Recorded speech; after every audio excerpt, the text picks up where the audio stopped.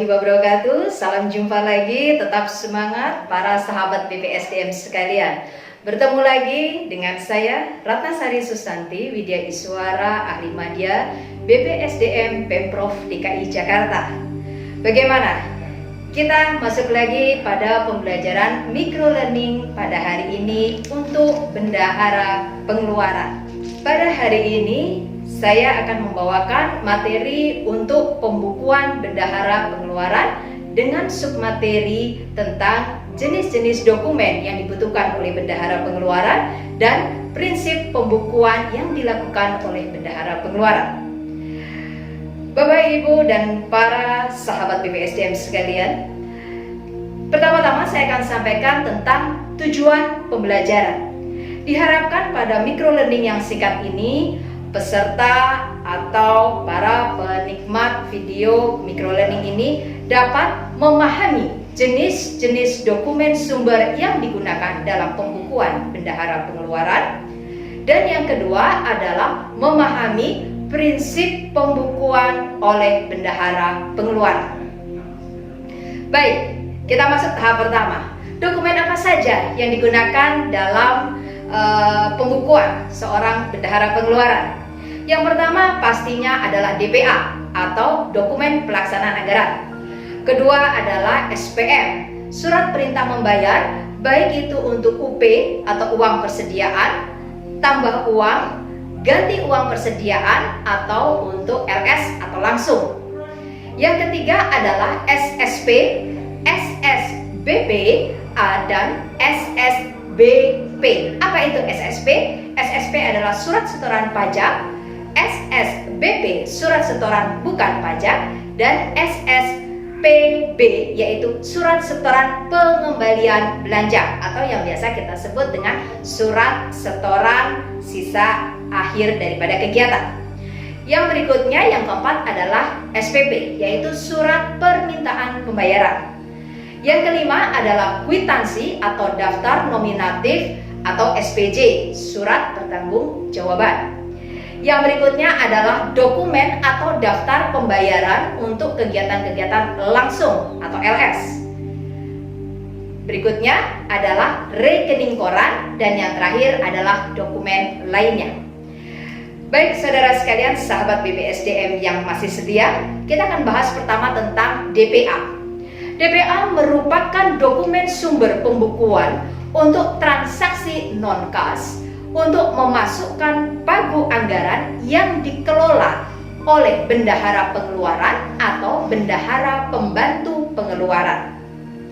DPA menjadi dokumen sumber pembukuan mengingat fungsi bendahara yang harus mengetahui sisa dana atau pagu anggaran dari setiap kegiatan yang dilakukan sesuai dengan yang tertuang di dalam DPA. Yang kedua, SPM atau surat perintah membayar, baik itu UP, TU, GUP, atau LS. Tata caranya Bapak Ibu sudah diajarkan tentang penggunaan uang persediaan, ganti uang, dan tambah uang persediaan ya. Oke, apa itu SPM, UP, GUP, TUP, atau LS? Merupakan dasar penerimaan uang dari kas daerah atau perbendaharaan. Nah, dasarnya apa? Dasarnya adalah SP2D. Tetapi SP2D atau surat perintah pencairan dana adalah dokumen perbendaharaan sebagai kuasa BUD atau kuasa bendahara umum daerah. Artinya, SPM yang telah diterbitkan SP2D-nya memiliki nilai atau memiliki arti ekonomi. Yang ketiga adalah surat setoran pajak. Ya, surat setoran pajak, surat setoran bukan pajak, surat setoran pengembalian belanja. Nah, ini merupakan hanya sebagai dokumen untuk pencatatan saja. Mengapa demikian? Karena SSP maupun SSBP adalah dokumen penyetoran ke kas negara dan bukan dokumen untuk memungut atau memotong hak negara. Yang keempat adalah SPP, surat permintaan pembayaran. Merupakan dokumen sumber pembayaran sekaligus dokumen sumber pembukuan atas pembayaran UP atau TUP, baik berupa belanja maupun pemberian uang muka atau panja. Yang kelima adalah kwitansi atau daftar nominatif atau surat pertanggungjawaban.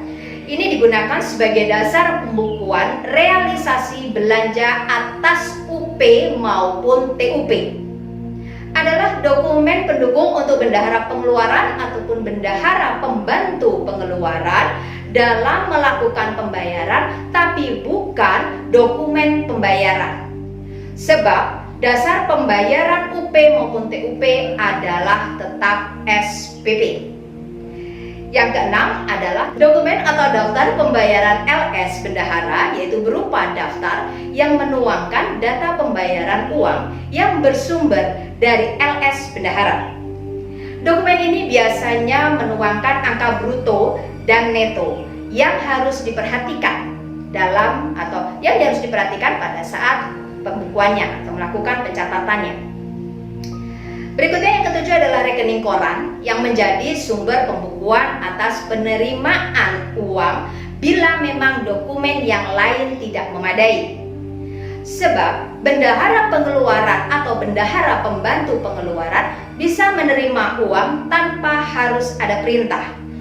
Namun, bendahara pengeluaran atau bendahara pembantu pengeluaran mengeluarkan atau membayarkan uang yang dikelolanya harus dengan otorisasi atau perintah.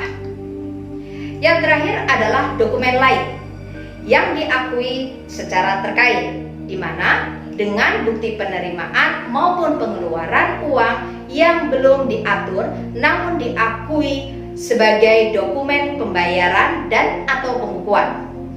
Namun dokumen ini tidak bisa dijadikan sebagai dasar pembayaran atas UP maupun TUP. Baik Bapak Ibu sekalian, para sahabat BPSDM, kita masuk pada submateri yang kedua, yaitu prinsip pembukuan bendahara pengeluaran. Prinsipnya apa? Prinsipnya adalah seimbang atau balance.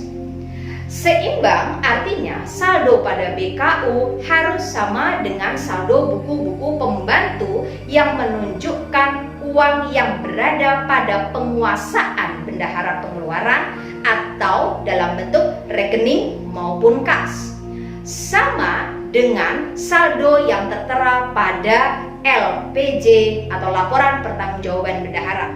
Manfaat prinsip seimbang atau balance di sini artinya adalah nanti akan terlihat sistematika pembukuan bisa menghasilkan deteksi dini yang secara di muka atau di awal kita sudah mengetahui adanya kesalahan pada pembukuan.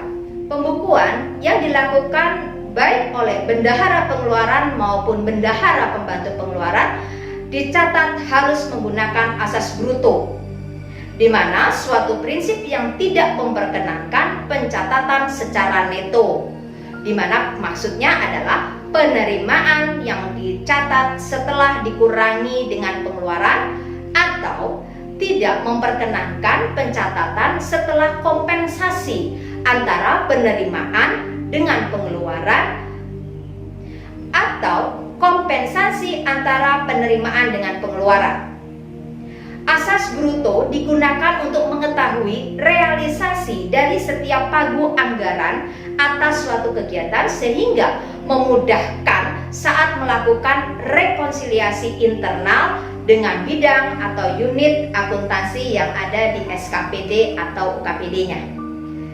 Baik, para sahabat BPSDM sekalian, demikianlah materi bagian 1 untuk pembukuan bendahara. Selanjutnya nantikan video microlearning tentang buku-buku bendahara pengeluaran dan tata cara pencatatannya. Baik, terima kasih saya ucapkan. Mohon maaf apabila terdapat kesalahan itu datangnya dari diri saya. Kebenaran hakiki adalah milik Allah Subhanahu wa taala.